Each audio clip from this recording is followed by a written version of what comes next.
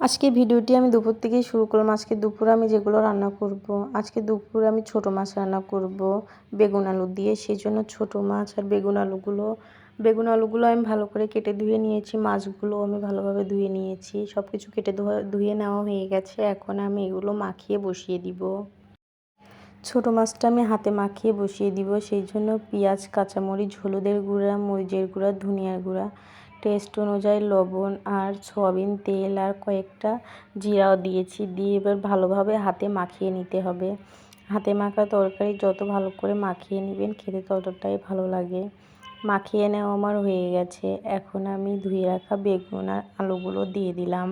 দিয়ে দেওয়ার পরে এখন ভালোভাবে আবারও মশলাপাতির সঙ্গে বেগুন আলুটা মাখিয়ে নিব। তরকারিটাও যত ভালো করে মাখিয়ে নেবেন, মাছটাও যত করে ভালোভাবে মাখিয়ে নেবেন, যত ভালো করে মাখিয়ে নেবেন খেতে কিন্তু হাতে মাখা তরকারি ততটাই টেস্ট লাগে। ছোট মাছগুলো দিয়ে দিলাম। দিয়ে দেওয়ার পরে এখন মাছের সঙ্গেও সব কিছু ভালোভাবে মাখিয়ে নিব। মাখিয়ে নেওয়ার পরে এখন আমি পানি দিয়ে দিব পরিমাণ মতো। যতটুকু পানি লাগবে সেই পরিমাণ অনুযায়ী পানি দিয়ে দিলাম। দিয়ে ঢাকনা দিয়ে দিব।